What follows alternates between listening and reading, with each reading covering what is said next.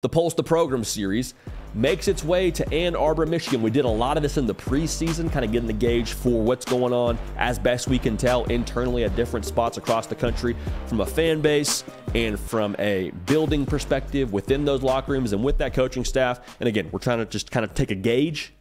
We're obviously not within those walls, so we don't know for sure, but this is the way that it feels to us when it comes to the way things are. So Michigan, it felt like it was just the exact right time to take a pulse of where things are in Ann Arbor.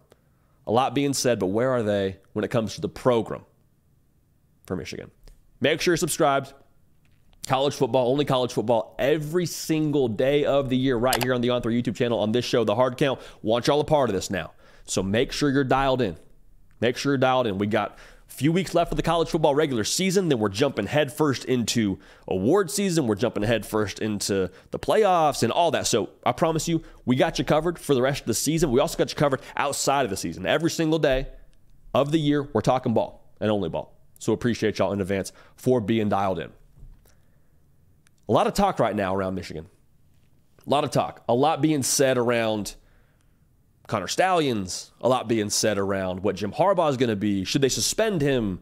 Should they be barred from the Big Ten title game? And this is not a segment where we're going to unpack those specifically. We've done that many a time. I promise you we'll do it going forward on the show as we get more information. But when it comes to the pulse of the program at Michigan, the pulse to me is lock the gates. Lock the gates. Because when you actually start playing football, there's no more talking. Like Michigan says, okay, you can say whatever you want during the week, have whatever you want to talk about on your show, and that's fine. But at the end of the day, come Saturday, you have to line it up, and we're going to play football. And you're not going anywhere. We're going to lock the gate, and for 4 quarters, we're going to see who's better. There's not going to be any more talking. And I think the other part of this, too, is whenever you lock those gates for Michigan, it's not just about turning down the volume. It's not just about, okay, well, now finally we get to not worry about the Connor Stallions sign-stealing saga and all that. Like, at that point now, it's no. You're in our world. We like our guys versus your guys. This is an extremely confident team for good reason. I think they're going to have double-digit draft picks when it comes to draft day up here. They have tons of production back from last year, so it's not like they're just breaking in a bunch of new guys. There's reason for confidence. There's a ton of reason for confidence. And they know that whenever they lock those gates, that's their playing field. They feel like every single time they take the field, it favors them. And so it's more of a matter of whenever you do lock those gates, like I said, it favors them, but it's not about turning the volume down. It's about making a point. Like, look at Michigan, what they've done to this point in the year. They're scoring 41 points a game, top 5 in the country. They're allowing 6.7 points a game, number 1 in the country. They're allowing less than 100 yards rushing. When it's time to play ball, we're here. Is how they feel, I believe, internally. I think they feel that same way as a fan base. Because Monday through Friday, a lot of talk. When it comes to Saturday, though, you got to see us. And when you see us, we like our chances. And so now going forward, I think that for Michigan, they kind of feed on all this talk that's been going around their team. Because I think that they relish having that chip on their shoulder. Like last year, it was, well, they can't do it twice. They can't win the Big Ten for the 2nd year in a row. That was nice. They had their year, but like, come on, Cade McNamara, really?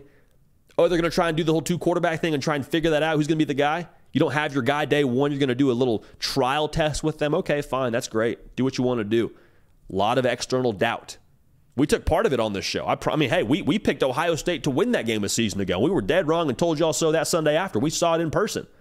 They relish people doubting them. They relish that outside noise. They use that as fuel. Well, coming into this season, they didn't have that same question mark around their team. They had a lot of the guys back like they didn't have the season before. Before it was, how are you going to replace Aiden Hutchinson? That was the question a year ago. Now it's, hey, they got most everybody back. They should win a national title. They should compete for a Big Ten title.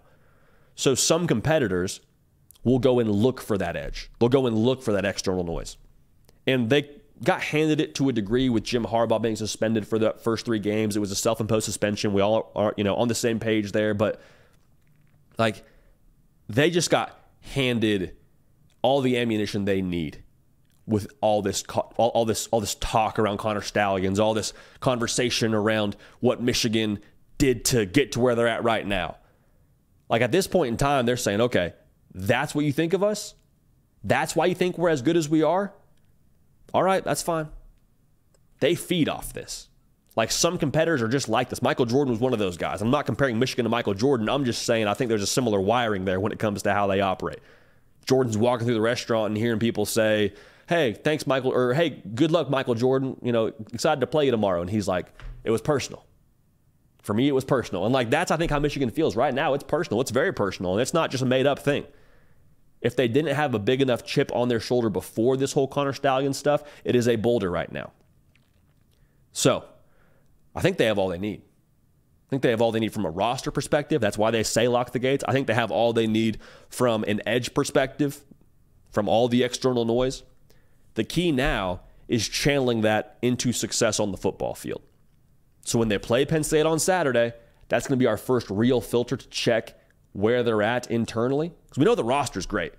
It's going to be a matter of, can you flip it on and be ready to roll when you have a somewhat comparable roster on the other side of the field in Penn State. So I can't wait to watch it. But for Michigan, again, the pulse of the program is lock the gates. They're ready to play ball. They're done talking. And when you do lock the gates, they like their guys more than your guys. And all the external noise, sometimes it would break a team apart, not for Michigan. It fuels them, and they relish being the villain. The Hard Count is brought to you by our friends at Game Time. Here's the deal now. It's college football season. It's getting towards like the last couple of games of college football season.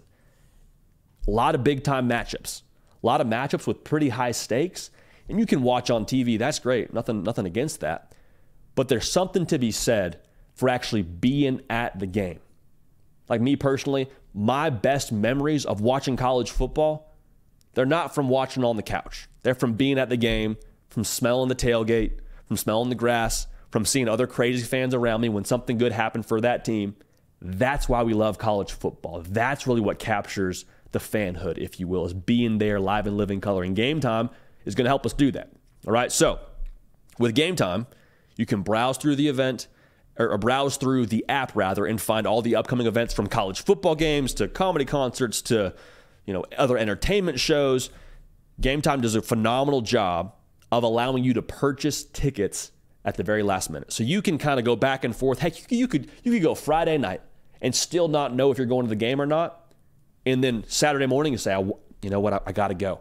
I got to go. There's only so many left. Buy tickets with 2 seconds, more or less, via the Game Time app, and you are in business. All right. So also, this is important. They're obsessed with saving you money, which we appreciate. If you find a ticket in the same row and section for less than what you paid for, Game Time will credit you 110% of the difference. So this is crucial now. If you want to support the show, this is a great way to do it. Take the guesswork out of buying tickets with Game Time. Download the Game Time app, create an account, and use code HARDCOUNT for $20 off your first purchase. You find a ticket, hey, $50, use code HARDCOUNT, down to $30 because you used the code for $20 off. So that is spelled HARDCOUNT.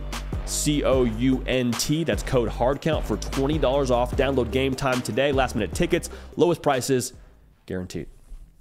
Hey y'all, thanks so much for watching. Subscribe to the channel here to make sure you don't miss an episode of The Hard Count. Also be sure to check out other videos on the On3 YouTube channel.